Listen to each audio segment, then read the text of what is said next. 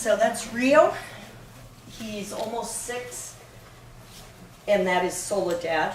And she comes from a long line of breeding to be able to deal with bears, but for us, it's to deal with bears to reduce problems, to conserve bears.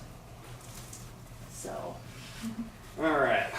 I've got my Wind River Bear Institute stuff and my wildlife society. So I think I'm all set. Well, thanks for coming, everybody. It's my pleasure to introduce to you Carrie Hunt here. She's the founder and director of the Wind River Bear Institute, and I would say the person who's done more to improve relationships between wildlife and humans than anyone in the world. So, welcome. There's nowhere to go but downhill. All right. So, hello. We usually get introduced after the dogs are introduced because that is our signature.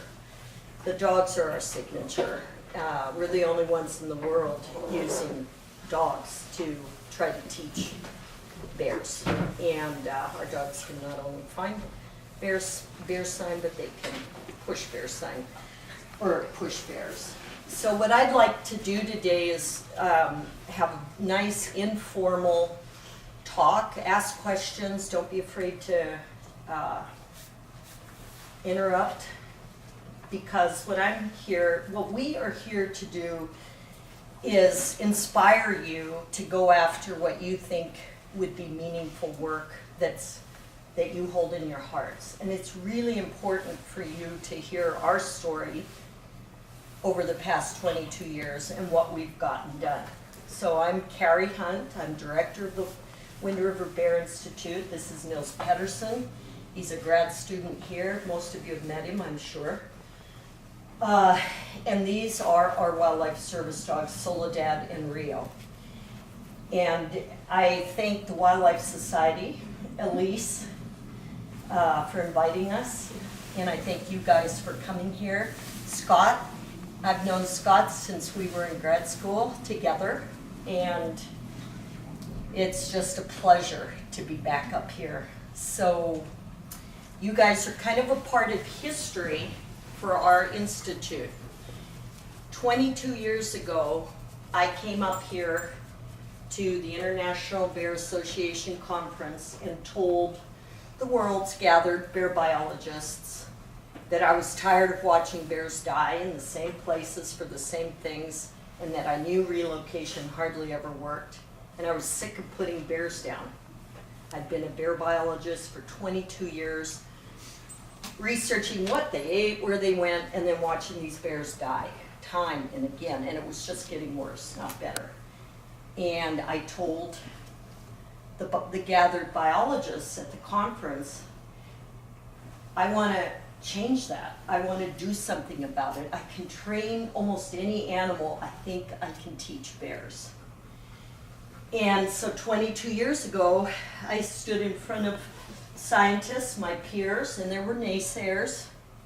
There were definitely naysayers, but there were some folks that were pretty excited. Dick Scheidler, who's been up in Prudhoe Bay and helped to mentor Nils, developed using bear dogs, den detection work. John Hechtel was on soft money for, I don't know, 20, 30 years. He was another long-term bear biologist. He got the first bear dog that I put out with somebody else. So interestingly, Alaska, you guys are a part of my history. I'm back 22 years later. I told these guys, this is what I'm gonna do. And you know what? We've done it. It's taken 22 years, but we've implemented it all over the world. And specifically, our team's in 3 countries, the US, Canada, and Japan. Almost all on grizzlies, except in Japan. And why? Because the money was there in the lower 48 because it was a threatened species. Why didn't we start up here? Because really, we were 20 years ahead of our time. I mean, there was no science of wildlife-human conflict. The human dimension stuff, you know, that's been in the last 15 years. And so I picked, starting out in Montana, where we had the contiguous grizzly bear populations from Canada, to allow us to focus on bears that the managers were trying to bring out of threatened designation. And I was lucky. I had abysmal undergrad grades, just so you know. And it wasn't in all of the classes, but it was in the ones I wasn't interested in. But I had an advisor who believed in me, and he gave me a chance to go to grad school. And I started grad school with the hammer over my head. You gotta get straight A's. Oh my God, I learned how to study. And I went from there to transferring over to, that was at the Montana State University in Bozeman.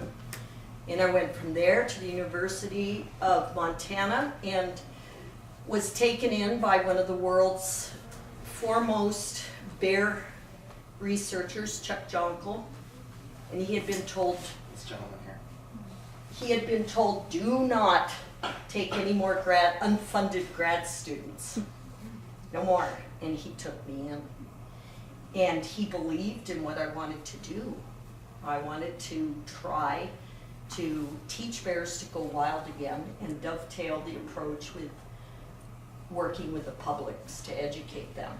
And make no mistake, just because you like to work on wildlife, you can't make headway in conflict work unless you're willing to work with the public. And that's really important. And a lot of people that want to work with Wind River don't make it because they want to work with the bears. A lot of them didn't realize how much time it takes to work with the dogs. And then working with the public. Well, by the time you hit your 300th house of knocking on a door, somebody opens it and you have to talk to them about the garbage all over their porch and the grizzly bear that's out there. You're tired of working with the public. And so in 1996, I founded the Wind River Bear Institute. And over the past 22 years, we've done about 800, we've worked on about 800 bear pushes a year. Our programs have been aimed to reduce property damage, reduce bear mortality, increase public safety, and use Karelian wildlife service dogs to do the work. It pioneered. What have our results been? Well, in a nutshell, I developed bear spray with my masters. The world didn't have it. That came from my masters. And you know, I wanted to go out and follow bears around with telemetry. Instead, I'm taking these one-way bears that are going to be killed and trying to figure out, do flares work? Do boat horns work? Do mothballs work? What works to stop a charging bear? Why? Because the #1 cause of bear mortality in the lower 48 is food-conditioned bears coming into campgrounds. And that is what put them in threatened status, not hunting, not, it was, and then second to that was depredation on cattle. Down there, that's a big deal. So over time, the development of pepper spray, the development of the idea you can teach bears through operant conditioning, which means you get the bear to make the right choices. It's not aversive conditioning. Don't think that when you hear people talking about aversive conditioning, we're the group that actually teaches bears to make the right choices versus hazing, where you hit bears intermittently and all they do is learn to be sneakier. Relocation of bears, it works sometimes, most of the time it doesn't work. So for us, we developed hard releases, turning bears loose right where they're causing problems. And you have to realize, these managers, that we never work unless the agency allows us to work with one of their people. So these managers are big enough to let us show them new techniques. And you have to come in acting like you respect how they've had to do business. And just working with these individuals has been really interesting, because they have to do it by themselves. And suddenly you're trying to show them that if they turn the bear loose in the campground that they've been trying to catch that bear and get it out of, he probably won't come back to that campground. That's pretty cool. So hard releases, the use of rubber bullets on grizzlies, nobody had ever done that till we did it. Nobody had ever done hard releases out of traps, hitting bears with bullets until we did it. This is a track record. We have made a difference, and I'm excited about it. And the times are right now to go forward. The times are right to have folks like you, if you want to do this kind of thing, teach wildlife. You have to teach people. Managers are open to it. Nobody wants to kill an animal. Why would they want to? But you know what? If that animal can't learn, it does have to die. And because that's what would have happened anyway. So the final milestone, I think, and one that we're working on still, is to have people understand, managers, property owners, that the right dogs can help you teach bears. And not every dog can do it. We need dogs that are gonna say to that bear, you poor sucker, I'm on leash or I'd be eating you. The bear would read fear. These dogs are specially chosen by us out of our litters through a testing process. That's what I'm up here doing. Nils is our Karelian Bear Dog program manager, and he's done the first satellite litter in Alaska, finally.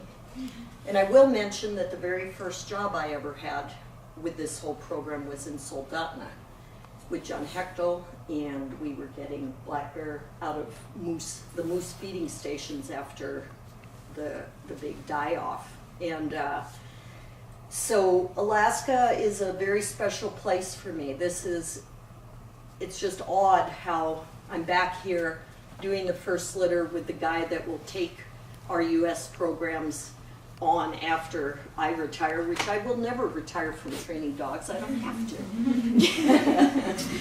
But I am tired of talking to people about garbage and picking up garbage. I am a really good garbage picker-upper, you know, and I'm tired of it. So I think with that, I'm just gonna, you know what? Yeah, sure thing. I guess ask, has anyone here ever had to deploy bear spray or done it just to practice? By any chance? Raise your hands, yeah. Do you know where the specs came from for bear spray?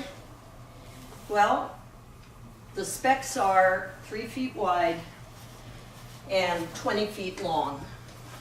And I found it worked with these caged bears that I was a grad student. I had my mother dressed in a garbage bag making the bears charge her with a thing, and then she'd go back to my truck and eat candy after each one, and I'd write up the data. Well, she's still alive. But bear spray, you know, it came first in a little canister that the postman used.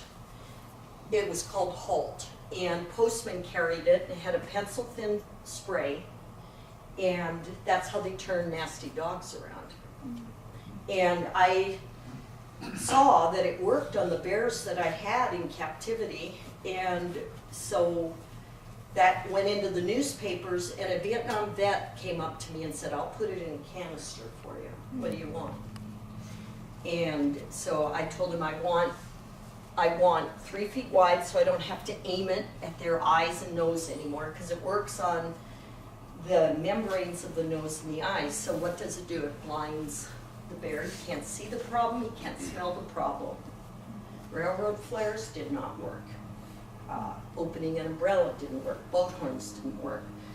But this stuff worked. And so he put it in a canister. His name is Bill Pounds, and marketed. I didn't want, I mean, now I wish I'd maybe asked for some sort of part in it, but I didn't want to spend my life marketing bear spray. I'm a biologist, and I didn't want to. I'm just thrilled that it's gone worldwide. I get all the free bear spray I want. That's nice. Counter Assault is the brand. So it's 3 feet wide, yeah, counter assault, and that 20 feet is kind of where a bluff charge is going to stop. All of our shepherding, all of our teaching of bears is about putting the bear in his own situation and asking him to respond based on the way he has to live. So a bluff charge, once he's inside there, he's committed, and it's about 20 feet. So that's how far pepper spray goes, 20 feet. That's kind of where it came from. Yeah, and so kind of the back up to your development of the spray. You were in these dumps having bears charge you. You were basically in a jail cell. Is that Yeah. right? Yeah. So you had a physical barrier between yourself and the charging bear. Italian prisoner of war camp is where I kept the bears. Oh. I cried when I realized that's what I was going to be doing, not out there traipsing around, enjoying, telemetry and where the bears go and eat. but it needed to be done, and I would say that of all things, all methods or ways we have to deal with aggressive encounter with the bear, bear spray is probably one of the largest contributions to the world of non-lethal and the most effective tool we have. And there's a couple of reasons for that. One of which is that in that kind of a situation, as opposed to using a firearm or lethal force, you don't have to kill that bear. So, someone who's been involved in a nasty encounter with a bear that resulted in a bear having to be killed, I can tell you that it's a sad situation. It's not, you're immediately afraid for your own life, but afterward, remorseful for the fact that you had to kill this bear, and it very well may have been a bluff charge anyway, or a defensive encounter. So it's it's not to be taken lightly. And it teaches the bear you win. I mean, always think about what is the bear learning when you do something. Well, if it's hazing, he's learning to be sneakier. I mean, that makes sense. It's like your dog getting into garbage. Well, every time you leave the house, he's going to come back and get into garbage. And this is about teaching the bear, and you have to be super consistent. And it's hard. You're out all night, all day, and you are getting that bear. You are working with that bear every time, or almost every time he gets into what you're trying to fix and change. So. Yeah, so that's right. It also provides that bear with an experience with humans that's negative, so it's helpful for keeping that bear on the landscape and teaching it how to behave around people. But I would say even more so than that, when you have something like bear spray, which is easy to carry, easy to use, you don't need to be a good shot or be able to use a firearm. Exactly. You can have this bear spray with you. Most people can use it, and it gives you the courage to stand there in an encounter like this and hold your ground and actually even. Or in a tent at night when you can't see, you're not wounding a bear. You may hate what you do to yourself with that stuff, but by the same token, that bear is leaving. And that is why, in the lower 48, the #1 cause of human fatalities is food conditioned bears coming into camps. So. And we should define, so we have two terms that were kind of thrown around here that I think should be defined: habituation and food conditioning. And these are both states to describe a bear's behavior. And habituation is fairly common. Habituation is essentially the repeated neutral encounters with a bear. So if it's with humans, for example, this bear is spending a lot of time around people, becoming very used to being around people, and starting to basically ignore them. You could use the analogy, for example, that I live in the woods in Fairbanks. I hear very little traffic noise. If you put me in Boston, I would hear the sirens, I would hear the traffic, I would hear these city noises, but I would not be habituated to them. But somebody who lives in Boston might be habituated to those noises and not really notice them anymore. So a bear that spends a lot of time around people can become habituated to them over time, of having repeated neutral experiences with people. And the other term that we're using here is food conditioning, and that can be defined as an association that a bear develops between food and people. And so that happens when there's garbage available to bears, or people are actively feeding bears themselves in some instances. And so that bear actually will start to develop an association between the two. And so for example, I might be somebody who's very comfortable around bears, and I'm throwing a bear a sandwich out of my truck because I want to take a photograph of it. Well, that's all well and good for me, and that bear is learning something very dangerous, because the next person that they encounter, they might think, well, people are pretty cool, they have sandwiches. And Or be on the highway more. Be on the highway, spending time on the highway, and hit by a car. So you have to figure out, how do you talk to the photographers that make their living off of wildlife and bear pictures. And this whole shepherding is not just meant for bears.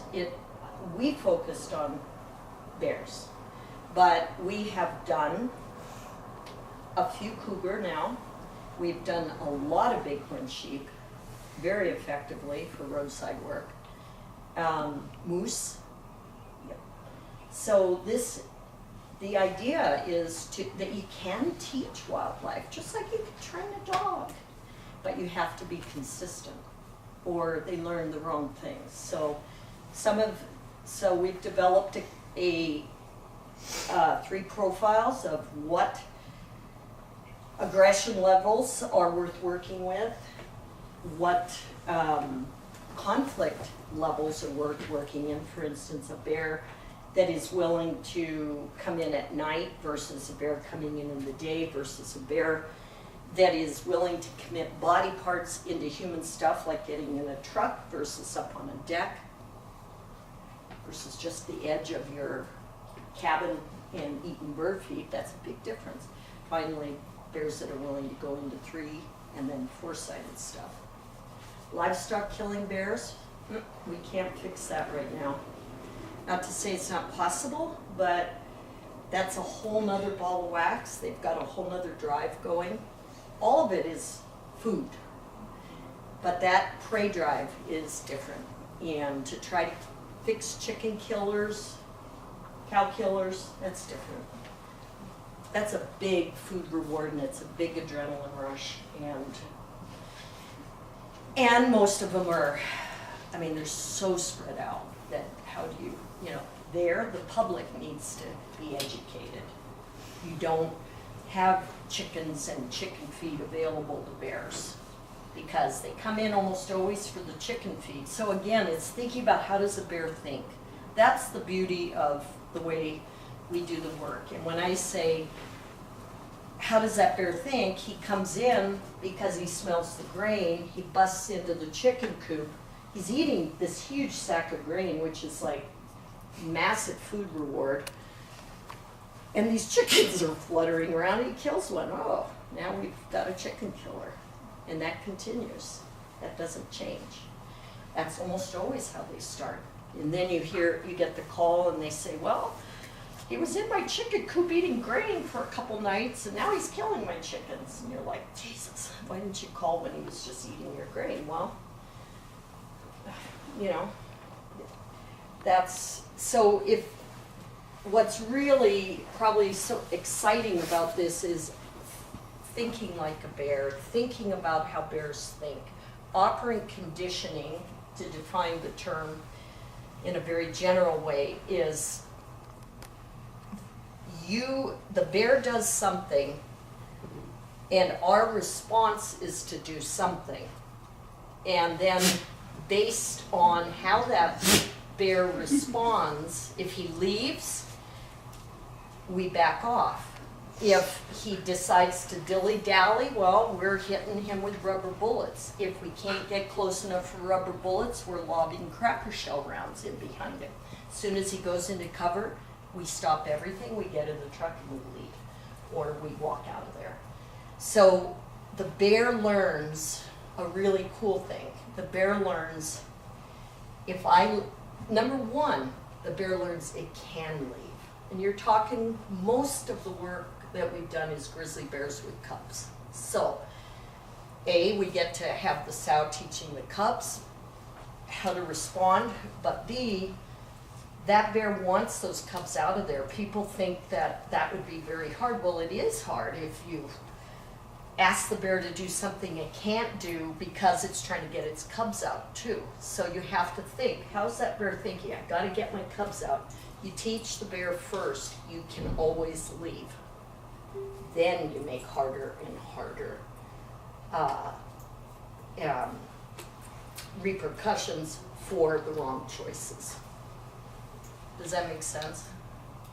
And the beautiful thing is that we've done about 800 actions for 22 years worldwide with the dogs that we've placed in different places, and we've never had one injury. For 22 years, about 800 actions, not one injury to a dog, not one to a person, not one to a bear. So, you know, if it's not safe, you just don't do it. There'll be another chance.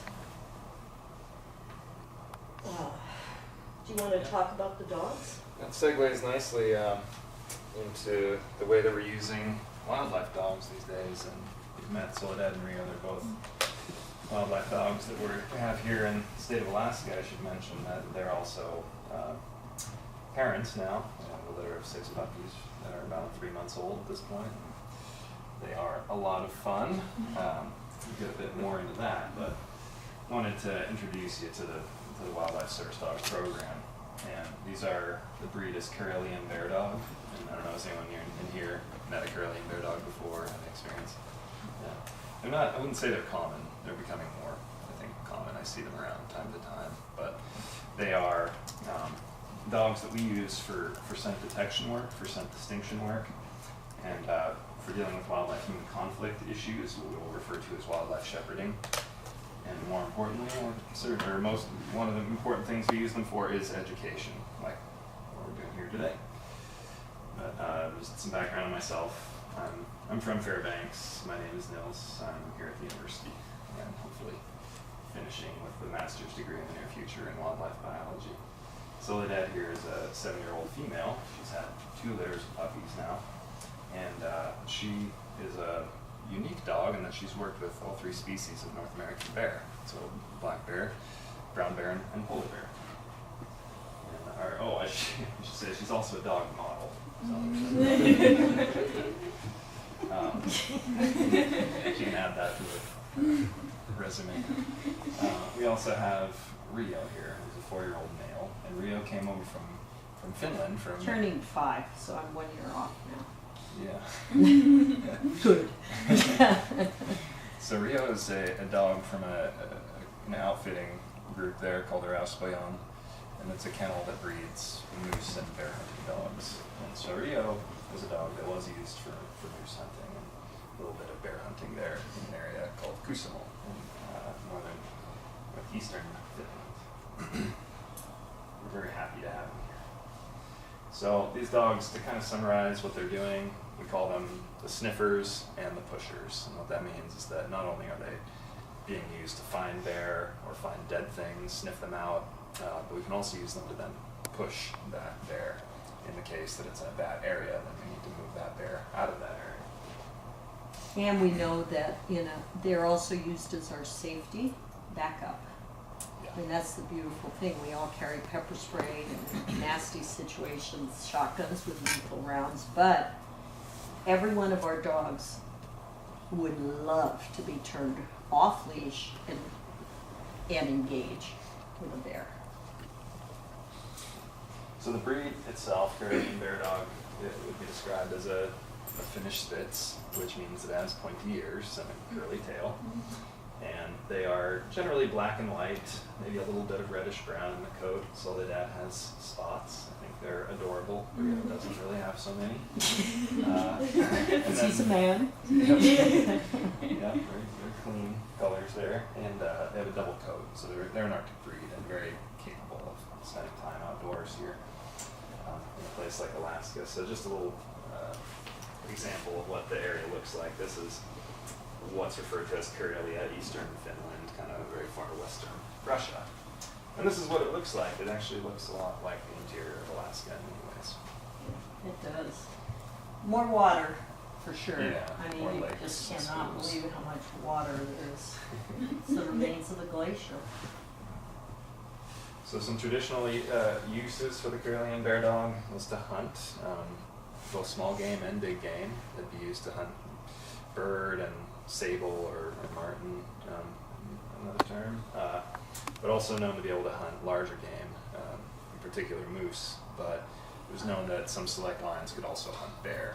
So even though the name Karelian Bear Dog has the term bear dog in it, it is also worth noting that only certain dogs can actually hunt bear and be effective, especially on brown bear, which don't typically tree. Black bear will often tree in the case that they have a situation with a dog, but brown bear will stand their ground. In their litters, 20% of their litters can do bears.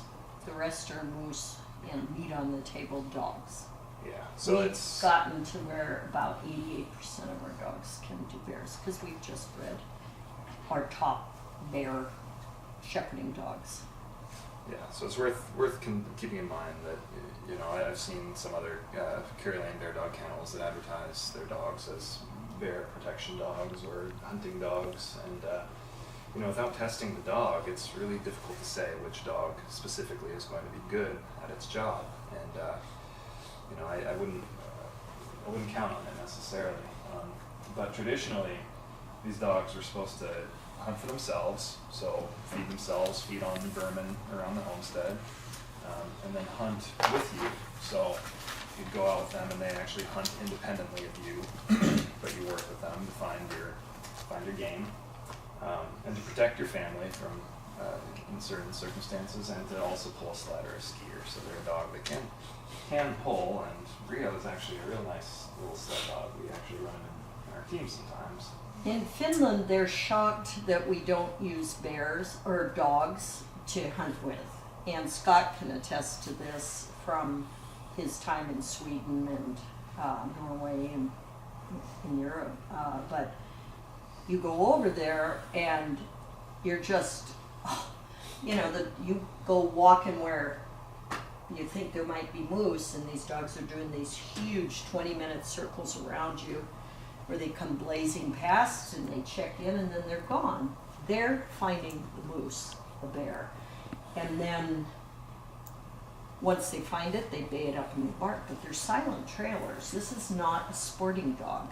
And the whole idea is you don't have to listen to your hound baying up some ravine and you're listening to this singing of your hound. This is not sport. This is meat on the table. And once they bay it up, they hold it, you walk in. So this is a very independent thinking dog. And they have been not bred to serve man. So we get a lot of requests by people that want to go hiking in bear country because they want this guard. And we're like, this is a dog that I don't care how well trained it is, its range, if it's any good, is to leave you.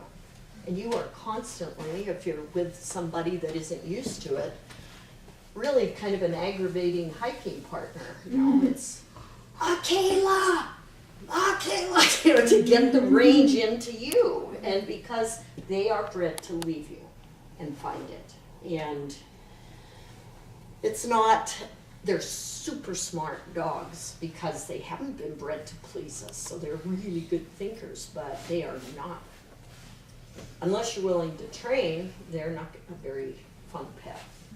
They're very nice in the home, but you turn them out that door and it's like you just turned the vacuum switch on, you know, they're gone, tracking.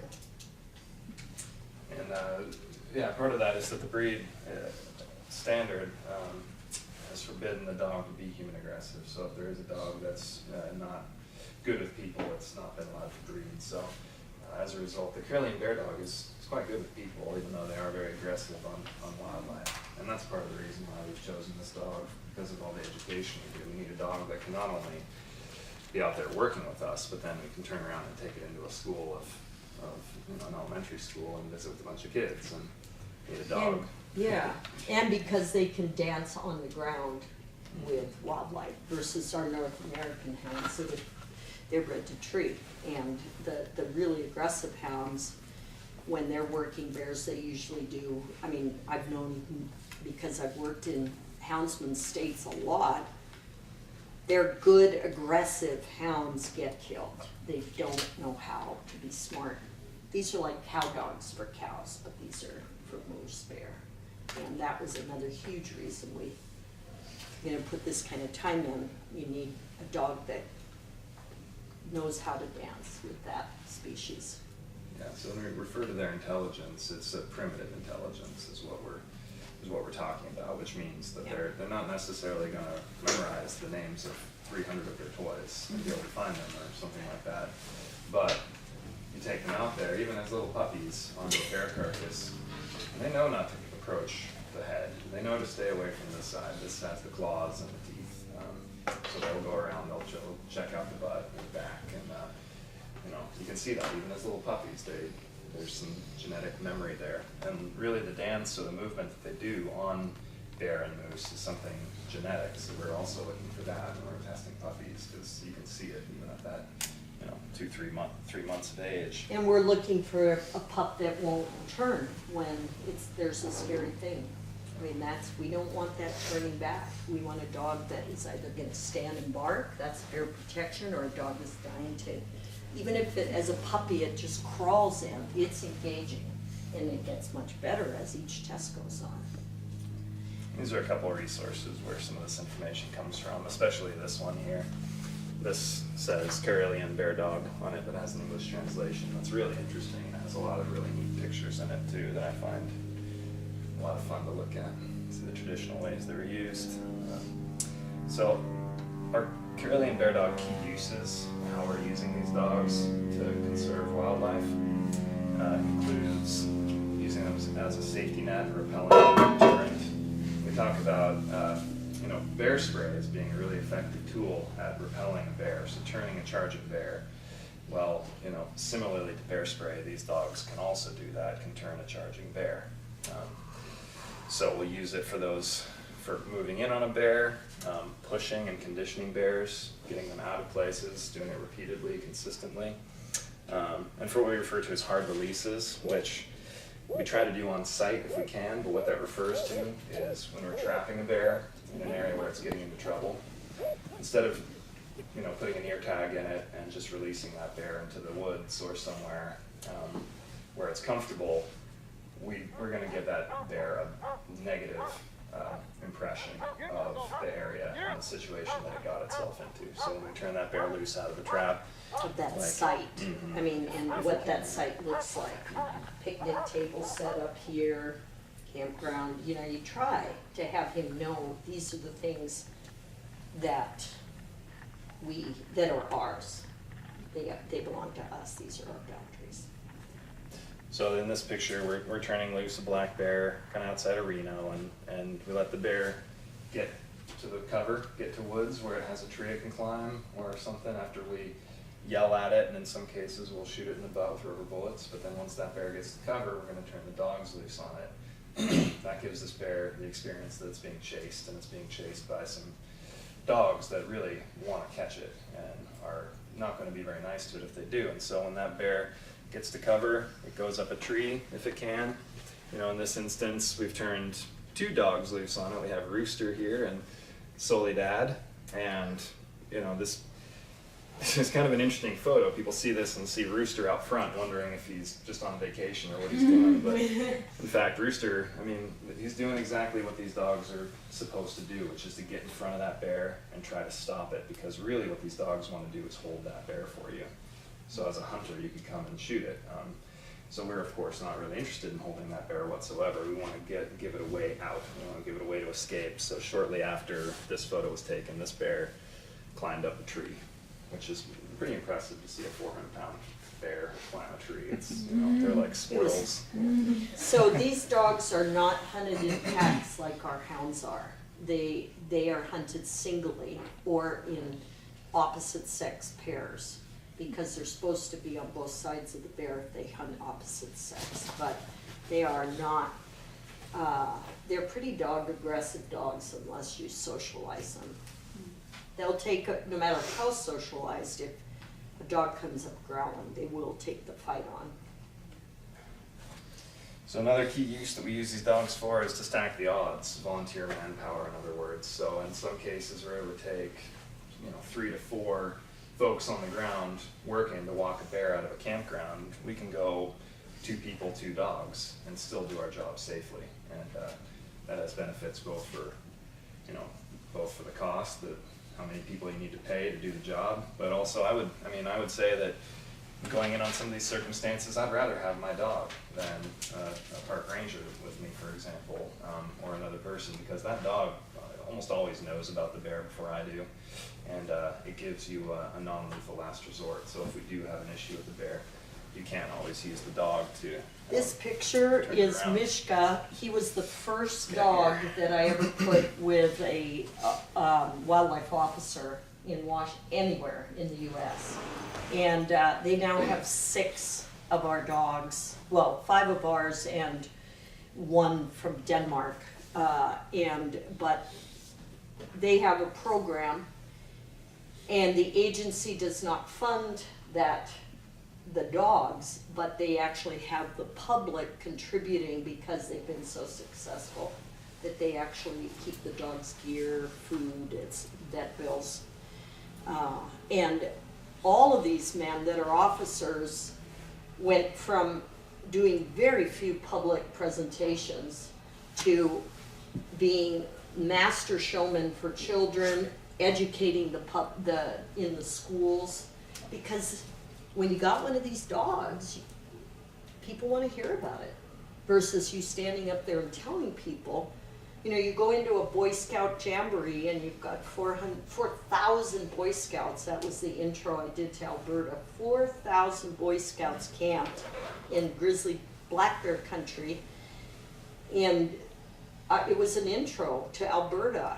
And I arrived with 3 dogs, and I'd never worked there before, and I handed 2 dogs to the officers, and they followed. I asked them not to pass me because they're my dogs. I don't want to have a problem, but they've never. This was way back 20 years ago, and we went through that camp, and the kids wanted to talk. They wanted to hear, and I remember one of the oldest officers telling me, I went from being the Gestapo to a celebrity. And it's true. And that guy stayed on an extra 10 years in his career till I placed a dog with him till he retired. And he said in front of, 100 people that he'd known at his retirement party, he said, the best part of my career was the last 10 working with these dogs at Wind River. I just choked up, because that's how, for me, a motive for this program now is to get the use of wildlife dogs be accepted. We use them for hunting. Cowboys use them for cattle, sheep. The police use them. We use them for search and rescue. Why are we depending on our noses and our eyes to go out looking for wolf sign, bear sign? Why aren't we using dogs? That's what they can do that better. anybody we've placed a dog with over the past 20 years has never gone back. We've got guys on their third dog. It just makes you, it's a tool. It's as important as telemetry. And you don't need telemetry to find your bears if you're just trying to figure out where that bear is. Now, if you're gonna teach that bear, yeah, you need collars on these bears so you can be consistent. Yeah, and on a side note about Mishka here, there's a really adorable video of him if you search for him online with a baby deer that they had to what did they do? They found it. The Bruce, yeah, Bruce, yeah. It was an orphan fawn, and here it shows this big, amazing Karelian Bear Dog letting a fawn suck on him. Not sure how, or why. I thought that was so interesting. Well, you can tell by his face it's not exactly his choice, you know. It's pretty cute though. Another key use we use these dogs for, of course, is early warning, so we can use them at night.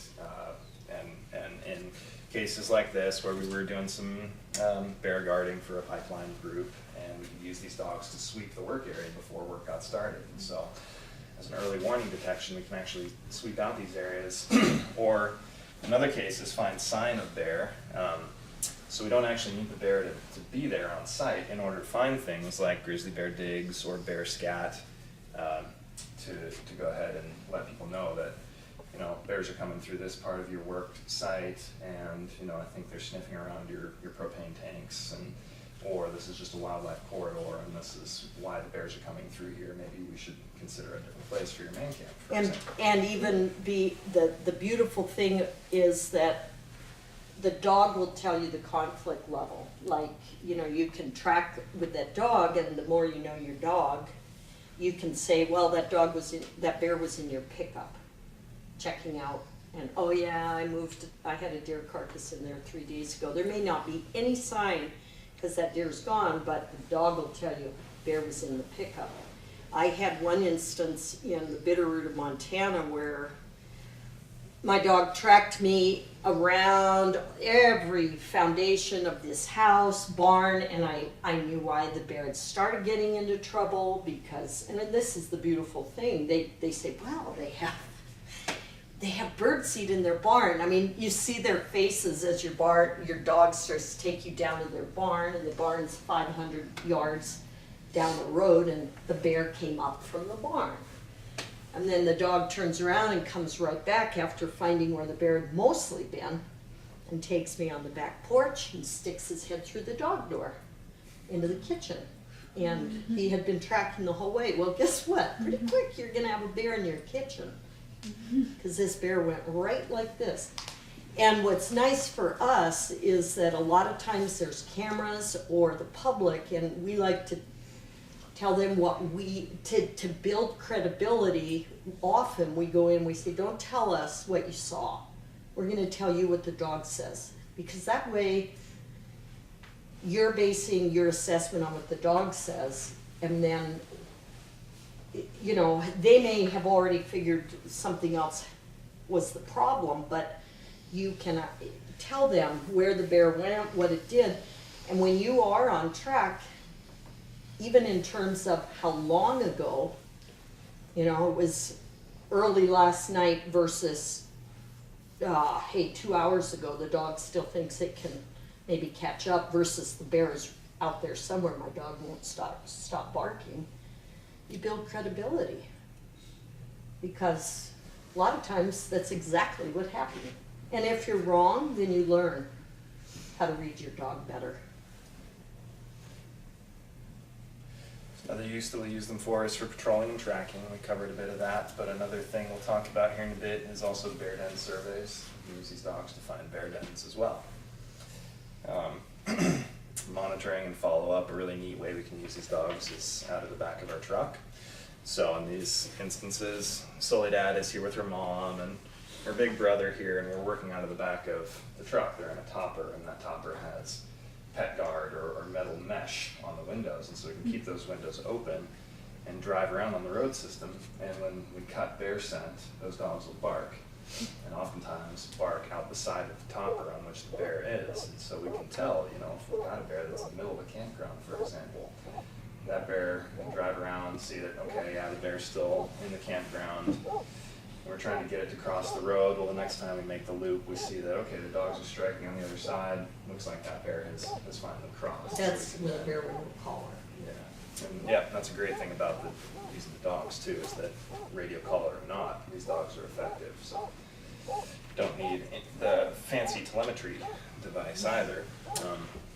Another great way to use the dogs is on free range captures.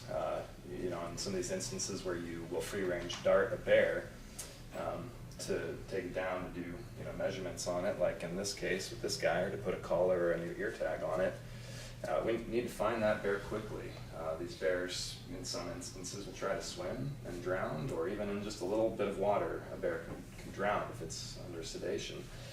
So we need to find that bear quickly.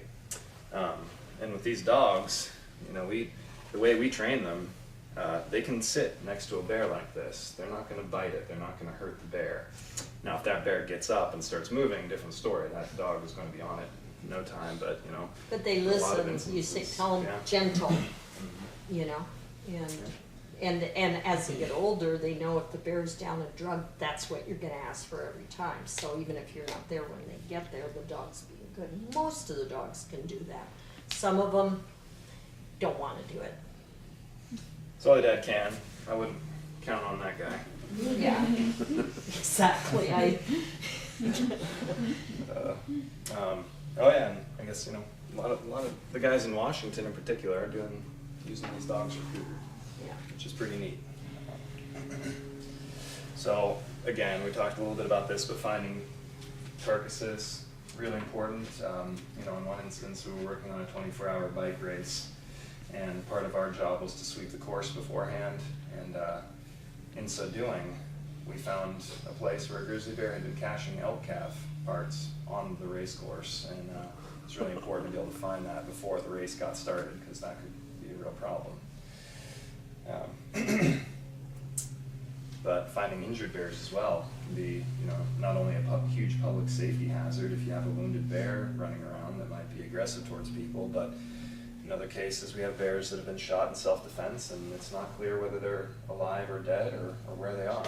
And these dogs are really effective at tracking them down and finding them. And you know, in some instances you say, okay, you know, we found just a little blood trail, looks like that bear was not mortally wounded, it's probably going to be okay. And he's moving. Yep. I mean, He's on the move, yeah.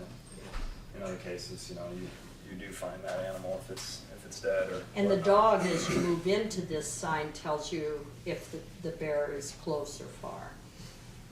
Are you guys, how are you doing time-wise? Are you guys all right? Probably like 3:15. Okay, The latest. great. Yeah. We'll blow through some of this. Education, of course, is something we do. We even have some skits we've done in the past where we have a little bear outfit we put on. We talk about attractant management, what's an attractant, and what the dogs can do, how they can deal with a situation like that, and also what proper behavior is in bear country. And It's helpful in countries where we don't speak the language, like Japan, to be able to go in there and do the I mean, it's, you know, you're just basically doing a pantomime, but they get it. yeah, and Carrie was talking a little bit about this earlier, about how the dogs, you know, not only do people really relate well to dogs, but also, you know, how much more effective people can be who are doing education by using the dog, establishing a connection kind of between people and bears, where there may not really be much of a connection otherwise. You know, I always say that you may not be able to pet and feed a bear, but you can pet and feed a bear dog. And that way the dogs kind of act It as... was really helpful in Japan. They're super clean people, and a lot of people don't let dogs in their house, and bears are, nobody wants to have a bear around, and being able to bring these dogs in and have people understand that they were gentle and clean and whatever, it helped to the degree that the emperor's sister and her husband joined the group we were working with, because we worked a bear out of their house backyard, and we were wearing purple, and that was the royal color. But so we came in, you know, right. But they were so impressed by the way the dogs were so well behaved, and so our dogs have to be able to do this, you know. And we can go into a daycare with little kids, and we just chased a bear out, and we're yelling, and it sounds really bad, and you want to go back in and talk to those children about what you've just done, because you don't want them afraid of bears, but you do want them respecting them. Jump over this slide here. Talk a little bit about the placement process. We divide our dogs up once we conduct a breeding, like between Rio and Soledad here. We're then gonna put these dogs through about a 3-week-long puppy test, where we distinguish the dogs as bear conflict dogs, bears that would not make great pets but need to be with somebody who's working, doing bear work. I'm gonna, give that dog a job, and then we have bear protection dogs out of that puppy testing process, which are dogs that are going to be able to stand and bark at a bear and be defensive, but they're not going to be ranging out there and hunting. And They don't want to bear. engage Don't want to the engage as bear. much. They're That's right. happy to stand and bark, but they're not going to run and leave you. Yeah. And then we have companion dogs, which are essentially dogs that throughout the testing process say, I'm not really interested in doing this job. And it's not that they're afraid. I mean, they basically are not genetically set up to enjoy that situation, because our tests are all off leash. So these little pups are showing you really how they feel about hunting.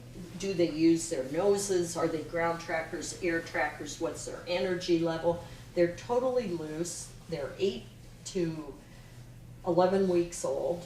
It's right during their fear period. And they're showing you who they are, their personalities, and their natural skill sets. And we match those to the personalities and the natural skill and the skill needs of the people that have applied. And just thought I'd include this because this was Soledad on her bear test, and she was a really cute puppy, in my opinion. And also I want to include this picture here too, because this is Kavik, Dick Scheidler's dog. Dick has been the grizzly bear biologist here in the state of Alaska for his career, and he's used Karelian Bear Dogs and Wind River Karelian Bear Dogs for his work that he's done. And here's Dick's dog. He passed away about a year and a bit ago now, Kavik. But 14. Carrie, you can maybe tell us what's going on in this photo. So this is kind of a neat picture because we do build the pups. We don't just throw them into stuff. I mean, if they're smart, they're not going to sand it. They're going to.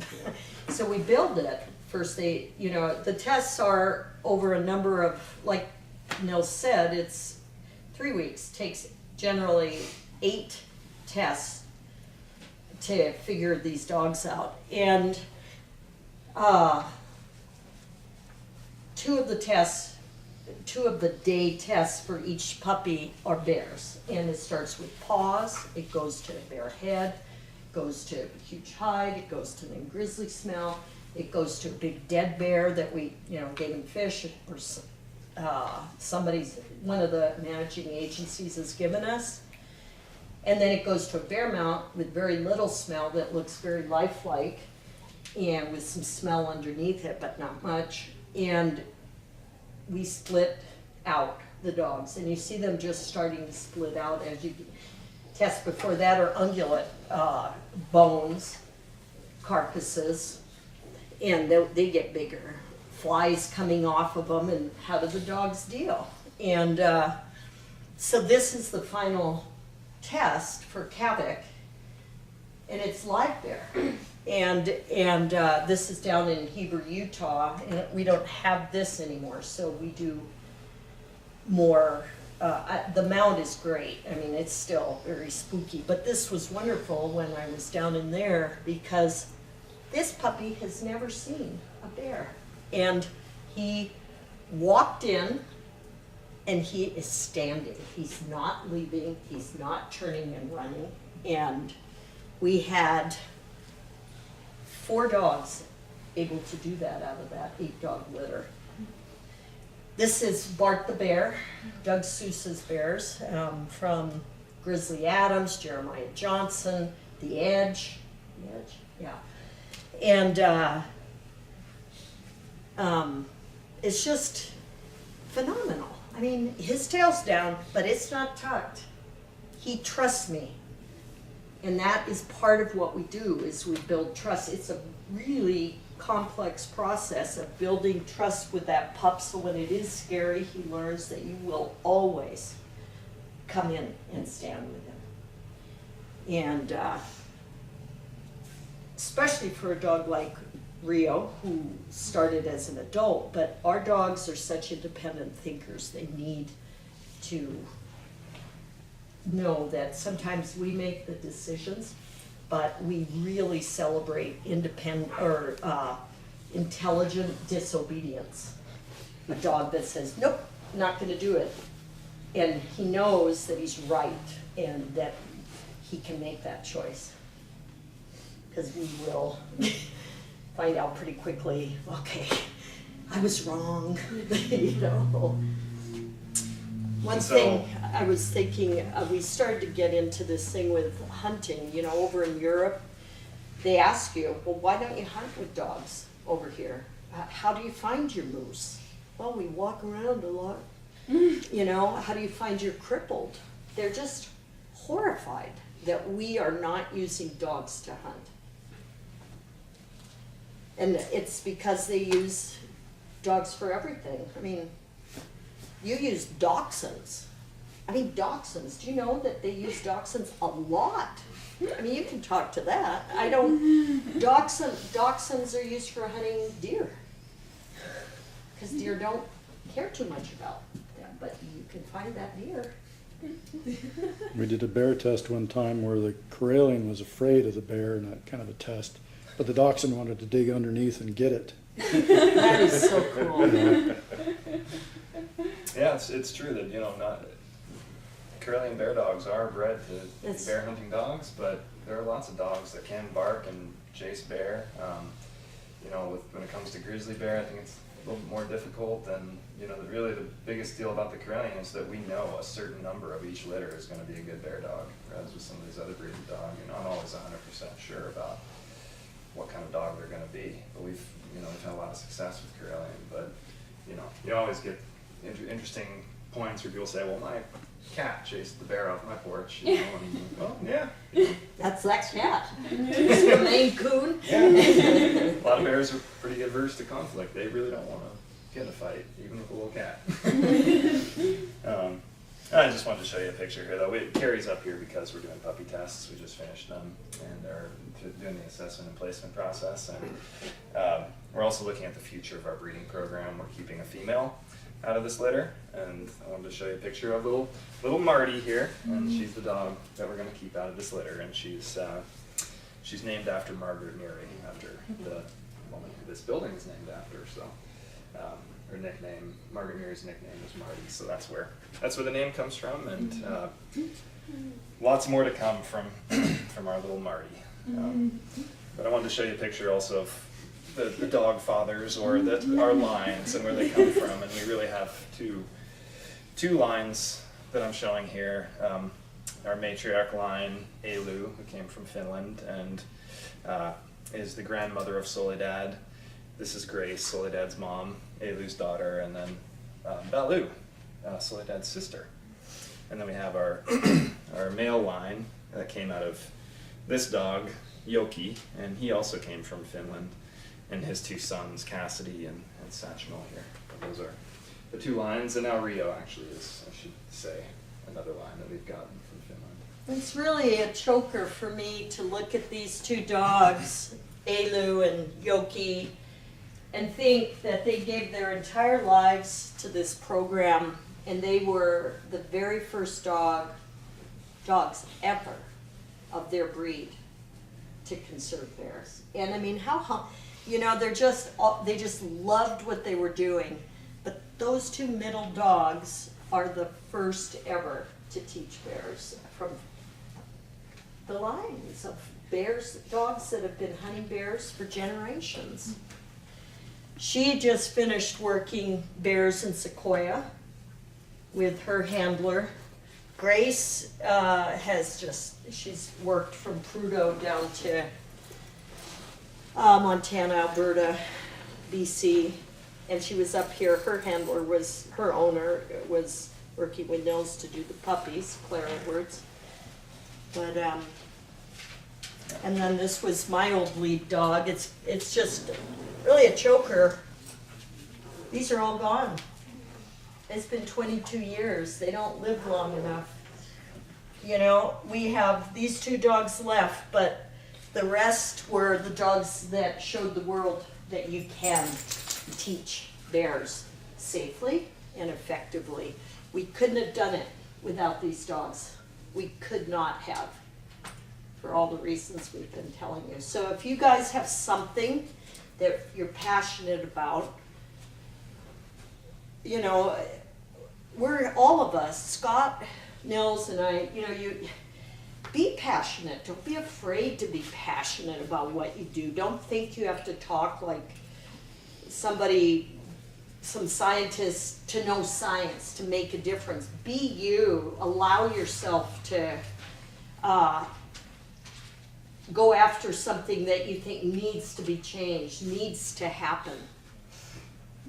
You're going to get a lot of naysayers, and yeah, you'll make some enemies along the way because you're making a difference and there's egos involved, but you know, you're going to make a lot of good friends that really need to know you're out there doing your best too. And those friendships will stand through 30 years, and those friendships in time come into the right places where you work together as you gain experience. But don't be afraid to go after something you think needs to be done that you know you can do.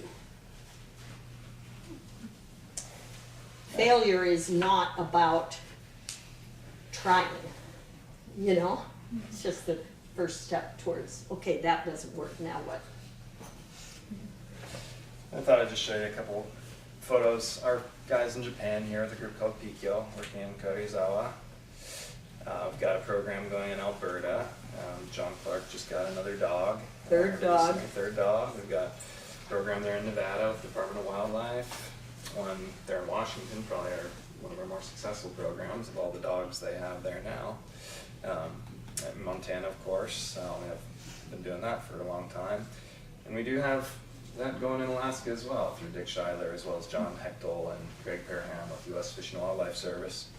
And, you know, including working with polar bear, like you see here, Kavik and Riley, John's 2 dogs. And Dick's. Dick's 2 dogs. And that segues nicely into the bear den detection work that we've been doing. And that's a really neat way of using the dogs, because it doesn't involve chasing bears or having to, you know, harass them or do anything like that.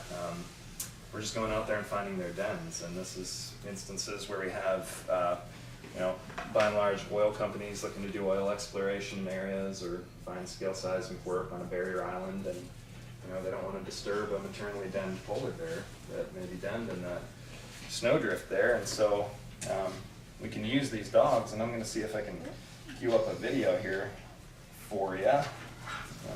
Whoops. That I made actually from this past winter with Soledad, finding a couple of grizzly bear dens that were in an area where ConocoPhillips was doing some work. I don't know if the sound is going to work here, but Oh, there's a plug-in, an extra plug-in. Oh, there we go. There's Soledad. Yeah, you remember that. This first one was an unknown bear den. We knew roughly where it was, but not exactly.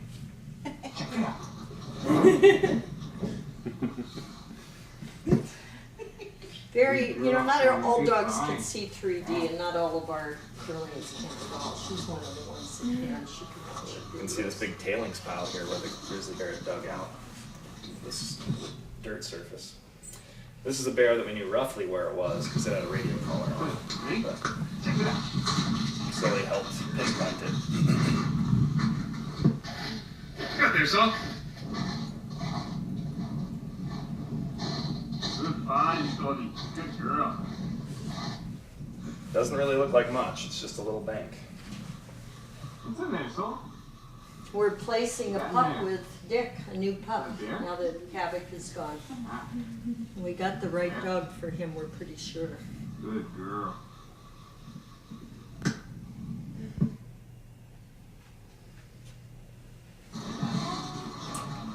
So we're doing what we call a good job on the bear, where after we're done, everybody treats the dog. Pack feed. Good. Good job on the bear. And so you see, when she finds them, she tries to dig into these dens. That's what they want to do. They want to find that bear. And so it's our job as the dog's handler then to call the dog off. And you know, people ask us what, as far as training goes, how we train the dog to chase bears. And the fact is, we don't really train the dog so much to, you know, chase and find the bear. They want to do that already, but a huge thing we do need to train the dog to do is reliable recall. So when we need that dog back, we need to be able to call it off, and that's a huge part of den detection, especially when we're working with polar bears, because they only den into a snow bank rather than, or as compared to a grizzly bear, which is denned down in the earth surface. And so polar bear, you do really want to get the dog off quickly before it digs too deep. With grizzly bear, they can often dig a little bit because those bears are under quite a bit of snow and then into the dirt surface there. And for the dog to go your direction when you want to. Yeah, so here's another thing I just thought I might show you. Another technique that folks use to find these bear dens is infrared. And this is an infrared image of this bear den that we located.